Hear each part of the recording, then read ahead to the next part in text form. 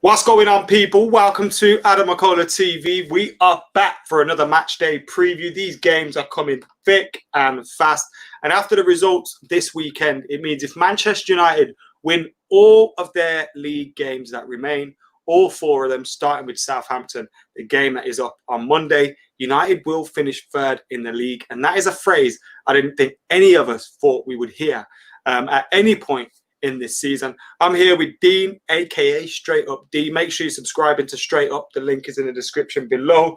Now, Dean is a bit tired at the moment. He's been up for the UFC. Bro, I'm fresh. I'm fresh now, bro. Yeah. Super fresh. If we did it earlier, bro, I'd have been ripped, bro. Trust me. But was it worth staying up, Dean?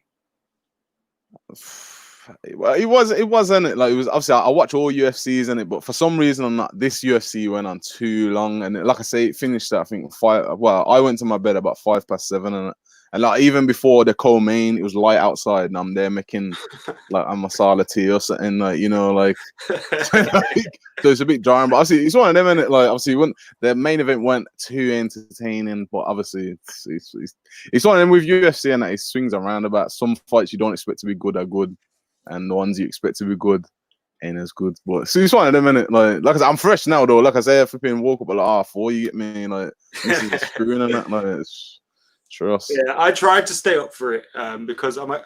I don't know everything about UFC, but I've kind of seen a little bit of Masvidal's career, and he's an entertaining character. And I thought, let me try and stay up for this fight. And then it got to about 3-4 o'clock, and I was flagging like I was already. Like what I do is I nap in between fights, and when the bell goes for the fight, I wake up. Like it wakes me up sometimes. But there was one point where I didn't wake up, and then I think I woke up to what's his name getting battered, and it should have stopped. Like it should have stopped. Oh, Aldo, yeah, Jose Aldo, bro. Yeah. Bro, it was hard to watch. That was, to be honest. The man's taking an absolute pummeling, yeah. And the ref. To be fair though, he's obviously this could be a long discussion, but it's like his team should just threw in the towel, bro. Because at the end of the fourth, he was gone. So you probably could have ended the fight, and then he's just getting absolutely battered. And obviously, like the unnecessary punishment, he's gonna lose the fight anyway. Like he was two each, it was gone. And he's getting battered. So, bro, just throw in the towel. He fight another day, and it's like now. I woke up as it was at that point where you're like, oh my god, this needs to stop. And I hadn't even seen the full thing. And then I thought, right, that's me done. I pressed record, gone to sleep. I ain't caught up on it yet, but I know what the result was. So I'm gonna watch it. We need to save this for Straight Up. People have been asking for it back, by the way, and now we've sorted out Devils/Paddock. I'm going to get my routine into the swing of things, get back into the swing of things on this, and we'll get Straight Up going again because, with the lockdown easing, I suppose we're in a better place to be able to do it now. So make sure you're subscribing to that. The results recently, obviously, we got Leicester currently playing, which is 0-0 as we speak, but I think they'll win. Regardless of Leicester's results, we know it's in our own hands. Dean, how are you feeling about Champions League football now? And this is without even, the appeal decision coming from Manchester City. So, with top 4 being Champions League. Yeah, I think now, obviously, at the start, when we started the restart, I thought getting top 4 would have been a lot more difficult for us, but obviously coincided with the form we've shown and the poor form of the other of Leicester and Chelsea. Obviously, we've done well in it, but yeah, man. The only thing for me is like I say, it's like again. I know it's a marathon, not a sprint, but and again, I'm not counting our chickens before we get there because obviously we still need to get results. Like, but a lot of it, obviously, I was saying it yesterday on Twitter. Like I've put a couple of jabs out there. Like at the start, halfway through the season, that man are talking about Farker's better than Ollie, and Ollie's a PE teacher, and all this slander on Ollie's name. And it's like in reality, yeah, if we finish third, yeah, like at the start of the season, if you'd have said we were the third best team in the league, you'd probably argue that anyway. But based on paper, even that it was a bit struggling. But if we were to finish third, is that not a good seat? Like I know our standards are slipping. Like I'm not celebrating third and that, but from where we've came, like third would be a great, I think would be a great finish, and it'd be a good indication moving forward. Like I said, we've had Pogba out for majority of the season. We some sort of times we had we had to play a recognised striker, or Rashford's playing through injury, and we've had a bag of issues. And then, like I say, fast forward to the end of the season, potentially could be finishing third. And like I say, after all this again, I'm not so much as an argument between, say, Lampard and Ollie, but Lampard don't get the flack that Ollie does. Obviously, I know we're the biggest team in England, like, but it's like I say, it's just interesting to see. Like I say, like it's a marathon, not a sprint. And like I say, like also for us to finish third, I think moving forward more so, I think would be massive. Like I say, like obviously, I think with third position you get automatic entry anyway. So I think it'd be. Is that how it is now? Yeah, it's not top 2, it's top 3 gets automatic. I think it's been top 3 into for the a group while, stages. but I think it's the 4th team they have to qualify. But again, with how the season's gone and them trying to restart the season in September and all this madness, who even knows? But finishing top 3 would be massive for us, to be honest. Like, and like I say, like obviously we want. The thing that annoys me is like if we do finish third, we won't have this time, for like that banter between the fans. Like, oh, we finished third, but it's like, bro, like I say, like you can only judge someone at the end of the season. Really, you can't really be judging them halfway through a season and stuff. And that's what I think a lot of men have done with Ollie and our team. And like I say, if we finish third, like I say, obviously Liverpool have been phenomenal. City of quality anyway. I think they've just obviously like the injury to Laporte's probably hurt them. But if we finish third, for me, like I say, it's and I potentially 2 trophies there for the taking. And with our form, who's really gonna? Well, I don't know who's betting against us. I wouldn't. I think that's the big thing, isn't it? Like, it's not even about the position in the table. Almost, obviously, Champions League football is something that we want. And whether that comes from 3rd place, 4th place, 5th place, who cares? We need to be in the Champions League for different reasons. But I've always said this, like people have always said, if Ali gets top 4, does that mean he shouldn't go? Or if this manager does this? And I've always said, we shouldn't judge it on a position in the table, because you can get 5th and have had a great season, just missed out on Champions League, but you could have still showed signs of progression. And we could get to the end of the season and be in that position. Like we finished 5th, but we show massive signs of progression and the team's looking a lot better on the football field. And you would still say, look, he's done a decent job. He's transformed the team almost. We just let it go at the end of the season. The results at the start were the ones that cost us. Now we've actually got ourselves into a position where form says, and the fixtures that we have and everything, that we should be getting third. And I think that's also testament to what Ole Gunnar Solskjaer has done. But also the improvements that the player has made. Now, we've had a few super chats in so far. This one from Danilo Does Race as well. He says, just watched back the debate between you and Gary Neville. Amazing that Neville was right on almost everything. And I'm glad he was, although I agreed with you. He was definitely not right on everything. Trust me. Oh, my life. What did he say, that we'd win the league before them? He said we'd win the league before Liverpool. He said we didn't need to replace Lukaku, which we did in the end with Igalo. He said we didn't need to replace Herrera, which we did in the end with Bruno Fernandes. He said a lot of things which proved to be wrong. Obviously, I think in the main he was supporting Ole Gunnar Solskjaer, and I think his support or lack of doubt of Ole Gunnar Solskjaer was probably proven to be right as it stands. But I don't think I was the only one in having, even besides the uncertainties over Ole Gunnar Solskjaer, having uncertainties about whether the summer was good enough. And that question actually wasn't even about Ole Gunnar Solskjaer. The debate that we had was in relation to the owners and how the criticism would come towards the owners if success wasn't had, because we didn't replace Lukaku, because we didn't replace Herrera. What happened just before this good run? And I'm not saying it's because of that, but just before this good run, Ed Woodward's house was getting bombarded. There was all sorts of anti-Glazer protests going on around the games and around the grounds, online, this, that, and the other. So to say he was right, I tend to disagree with that. But nevertheless, that's going away from what we're talking about here. Talking about this game coming up, obviously, United win. We're setting ourselves in a great position to get Champions League football with 3 fixtures remaining after that. But are you worried by Southampton at all? We've seen a few decent performances from them recently. Well, it's funny because I was looking at their results. Like, cause I've not been I ain't been watching Matchday every day and all this, but obviously I've been keeping track of results. And just off the top of my head, Southampton have done well. Like, they scored some goals and that, but then it's like obviously I've seen them they got beat at home by Arsenal, I think. So from that moment, as soon as I saw that, I know they've beat City and that a wonder goal. Like, City got nothing really to play for; they already guaranteed second or whatever. But the fact that Arsenal beat them 2-0, I know they had a red card or whatever, Southampton. But from when I seen that, but we should be beating them. I think I do think they pose a goal for it. I think Ings has done well this season. To be fair, I think he scored. Yeah, he's one of the top goal scorers. That's what I'm saying. So look, obviously, I think they'll be dangerous, but it's one of them. I just obviously without any fans, and I just think obviously the quality should show, and I think obviously we should be beating them. But it's one of them. I think regardless, I think as long as we get a positive result, I think obviously we'll be looking to nail down that third position. But I think they do pose a threat, and obviously, like I say, he's an unknown commodity without the fans, but obviously they we've are got a bit stuff to Jekyll and play for. Hyde, aren't they? Yeah, that's what I mean. But we've got something to play for, and like I say, we got the form. We need to keep going. Like I was saying there, like even with all that's going on, like this. I think, me personally, I know we're chasing third and fourth Champions League or whatever, but I think because there's going to be such a small gap between this season and next season, I think form is massive.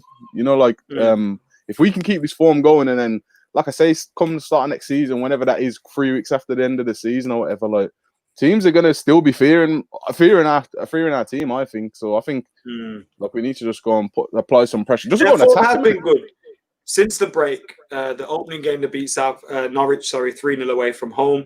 Then they had that defeat against Arsenal. Then they beat Watford away from home 3-1 before beating City and drawing away against Everton. And they missed a penalty in that game as well. So it goes to show that, you know, yes, they had that defeat against Arsenal, but they are showing some good form. And when you've got a striker like Danny Ings, who has been, you know, scoring goals for fun, and he's the kind of striker that, you know, tends to get a trick out of our defense every now and then. Do you know what I mean? Would you change anything in the back line with consideration for Danny Ings? Nah. Like, obviously, he scored goals, but if Lindelof and Maguire, like I know, like I said, he's going to cause problems, but we need to be confident really with the defense again. Like I say, all respect to him, he scored a lot of goals, but if we're gonna start making special like I don't know, like changes for Danny Ings, and I don't know what you're gonna do when you come up against Harry Kane, Aubameyang, and flipping Sergio Aguero and other top strikers in Europe potentially next season. So I think we go with what we have, but really we need to be. I think that the top end of our pitch should just do the damage. I think obviously we need to keep clean sheets, which we've been doing, to be fair. But again, I think as a team, I think we need to defend well. It's one of them, but like I said, I wouldn't make no special like changes for Danny Ings. Like, but I think you do need to be aware to him. Like I say, I think, like you said, I think it wouldn't surprise me at all if he scores tomorrow, to be honest. And obviously he's ex-Liverpool as well, so it'd be half quite fitting. Like, but like I say, I'm confident with our forward play getting the job done. To tell you the truth. Yeah, I'm quietly confident now. They've got a few players out. They've got Buffal, Djenepo, Tella, and Jan Valery out. Vestergaard's questionable, but their manager, Hasenhüttl, said he should be back for them. He scored the goal when we had a 1-1 draw at St Mary's earlier in the season. United will be without Phil Jones and Axel Tuanzebe. They're the only players out for United now.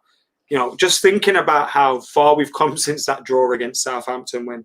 Let me find the date for that game. It was it was in the first month of the season it was in August. Daniel James scored, just to remind you of the game, 10 minutes in, and then Vestergaard scored just after the break, and it was a draw, even though they had 10 men for the last 15, 20 minutes of the game. So it was one of those frustrating games for United. But the team that started that day for the Reds was this: David De Gea, Wan-Bissaka, Lindelof, Maguire, Young. So pretty much the same back five bar the left back. Then we had, this is where everything's different, Pogba, McTominay, Pereira, Mata, Daniel James, and Rashford.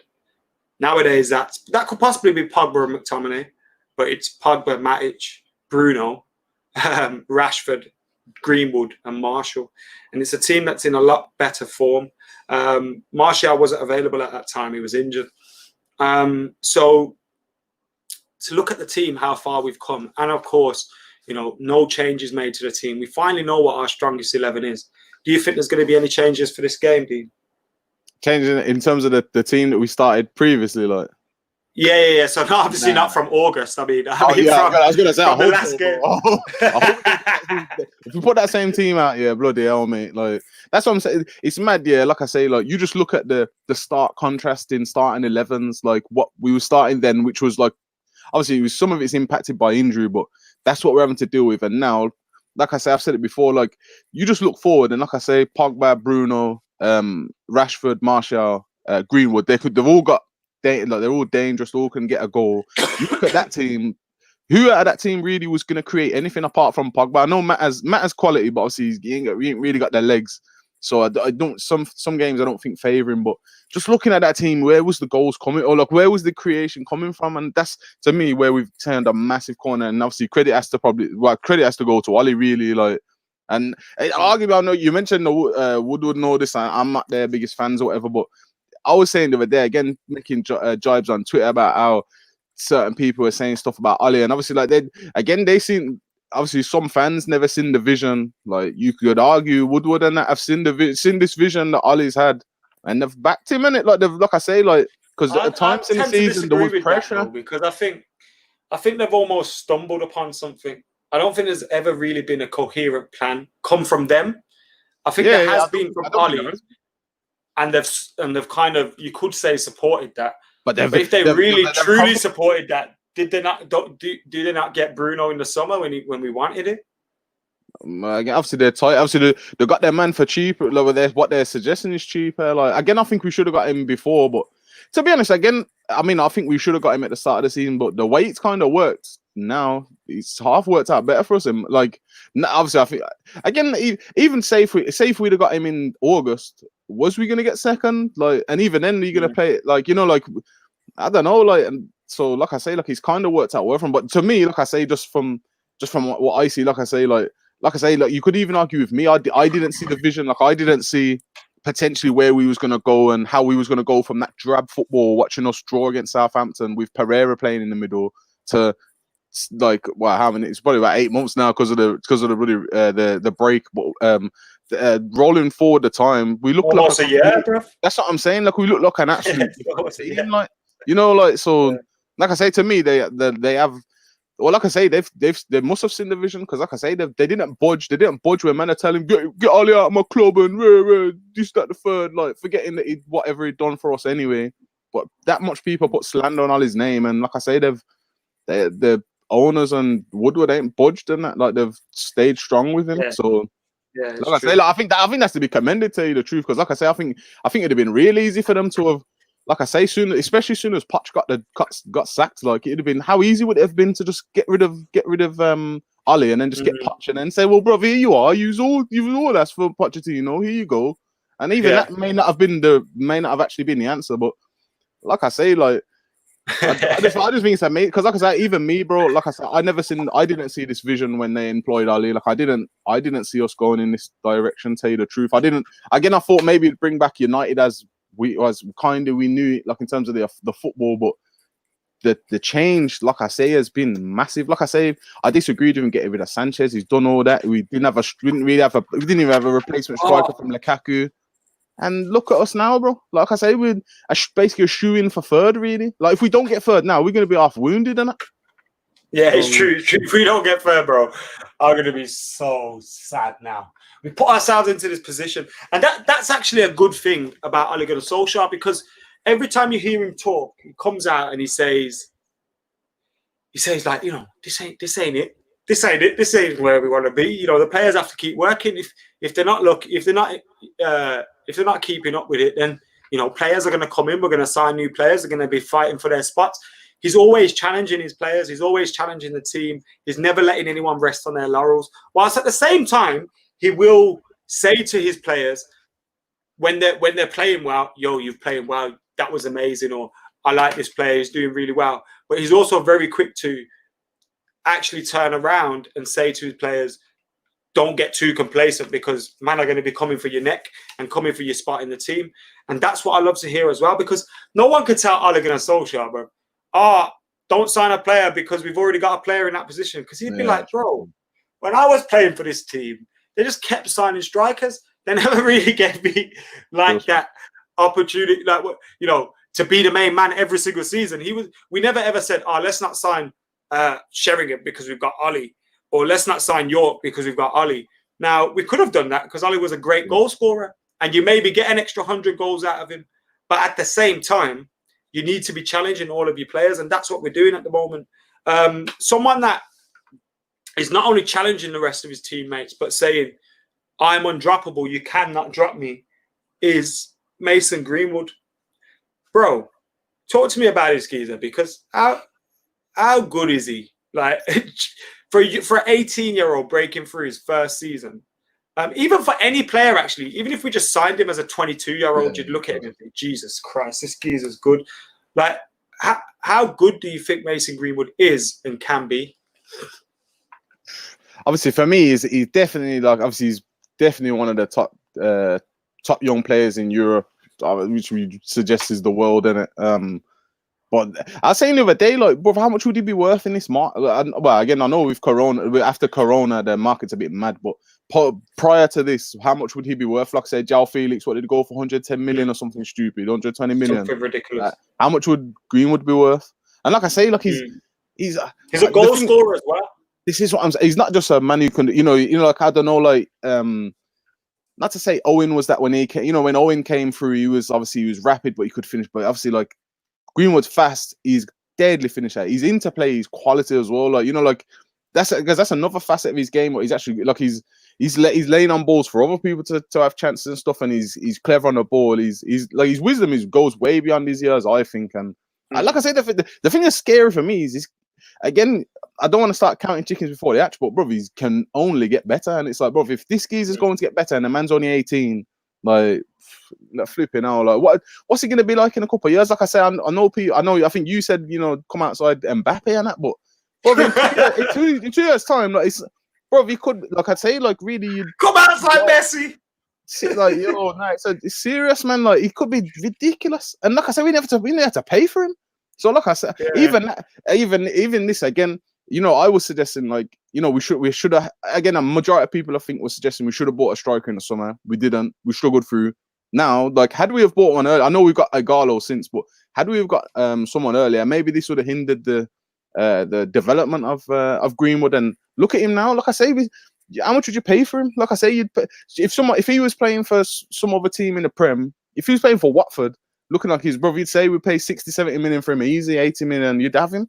So, like I say, we had to pay for him. So, and again, credit to Ali again. Like, I know, so I think some people have been saying, like, obviously, if Jose was in charge, like, would he'd have been farmed out on loan or something, or like I say, he just wouldn't have been having a chance. I don't even want to think about what Jose would have done to him, bro. That's what I'm saying. So, like I say, I think there was someone who's put up on the screen saying, "Oh, again, you'd back Greenwood to score, and again, you wouldn't bet against it. I wouldn't bet against him or Fernandes scoring any game. To be honest, the way we're moving, like every game, it looks like they'll just score. With Greenwood, like I say, anytime he gets a chance, he's hitting a target and he's making a keeper work. But like I say, I think more time than not, he's probably gonna hit the back of the net. Like, I just someone that's just hit the back of the net is Jamie Vardy. I was about to call him Jason Vardy. We got Jamie Vardy still. I don't know how he's in the 100 club for the Prem, but that is big. You get me? Like, and for a man, I've never rated him. You get me? But like, when he first burst into the Prem, but for 100 goals, you cannot argue that still. A man's come from non-league and that. And he's top goal scorer again this season, which you can't not really. Is definitely top goal scorer, and he's killing it at this moment in time. Ollie again says appreciation comment for Anthony Martial in terms of consistency, continued improvement. I think has been our best attacker post COVID break, even when he doesn't score. That's a great. What did you make of Anthony Martial's performance the other day? He looked angry to be coming off the pitch without scoring. And we're going to go to team news straight after this. Well, predicted 11 straight after this. But what did you make of Martial's performance against Aston Villa?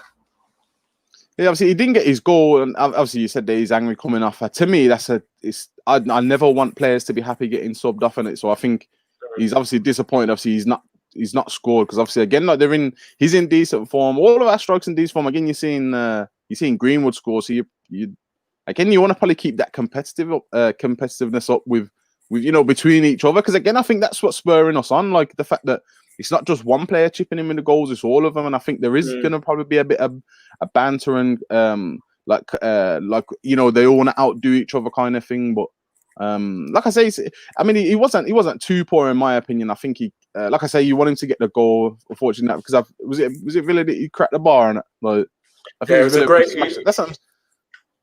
come back and won the ball defensively. He did that a few times in the game. Set up Greenwood's goal like that as well.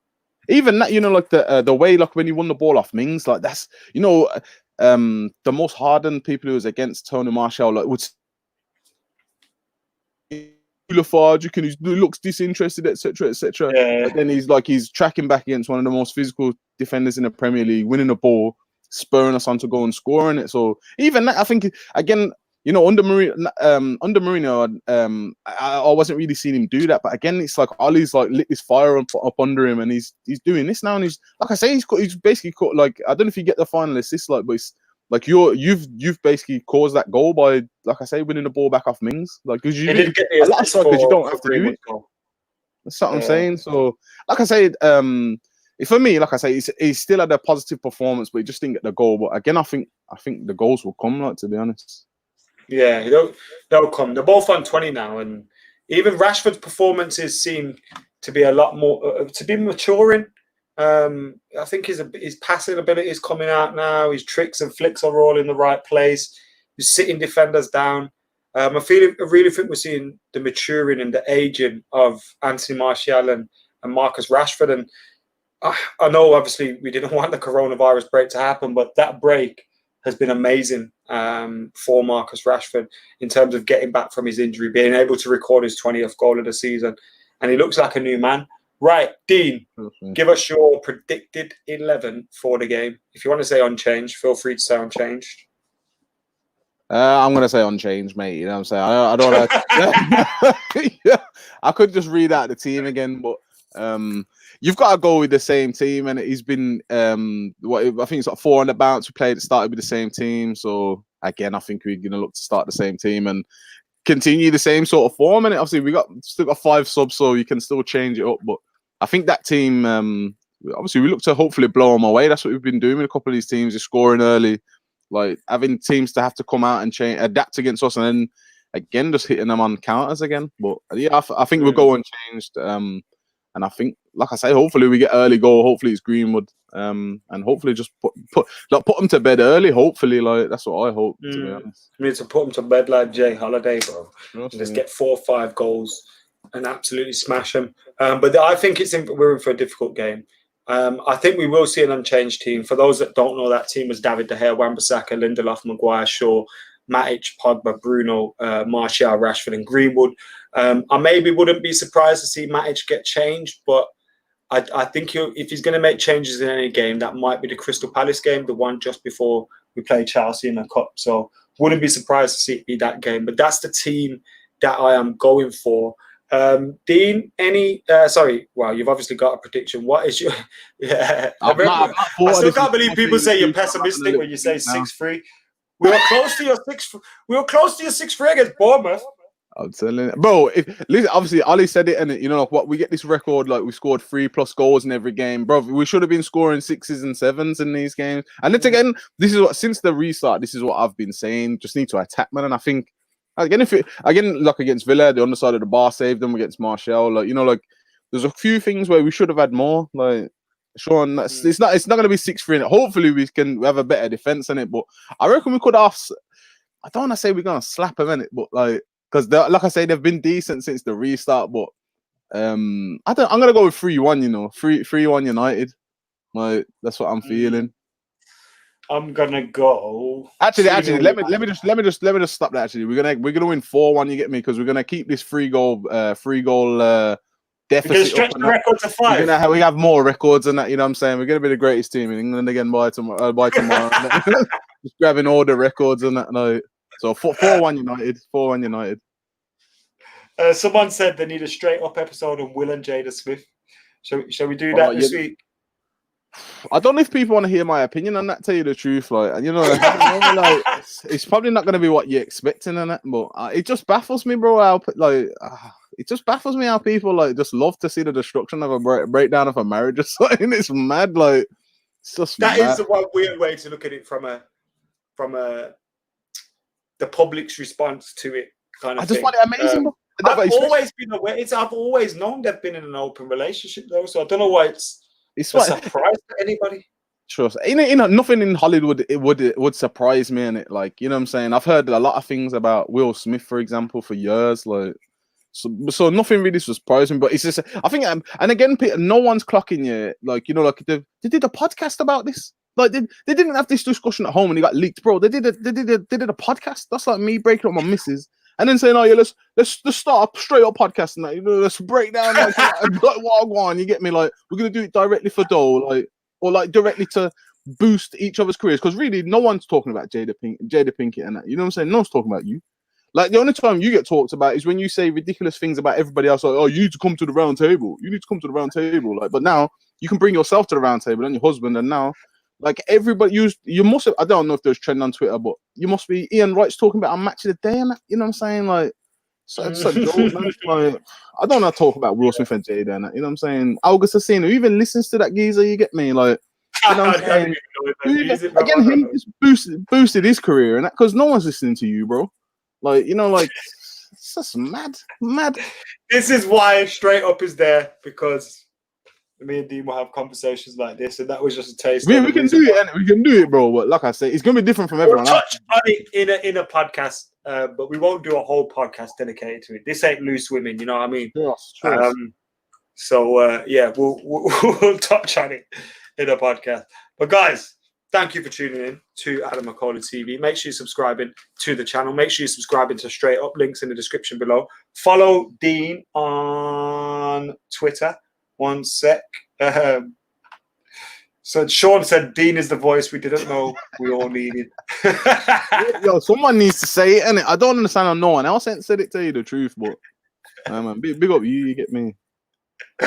Follow Dean on Twitter. His handle is on the screen. Make sure you're keeping it like, comment, share, and subscribe. And for now, I'm going to get out of here. Remember, Premier League Gazette is up in the morning, and then there won't be a United Daily Live because obviously it's a match day, so you'll have my match reaction. Then Tuesday, we'll have the Aftermath Live and some other good stuff going on. So keep it locked. We'll get a Straight Up in the bag soon as well, so subscribe to that in the link and it's in the description. Peace.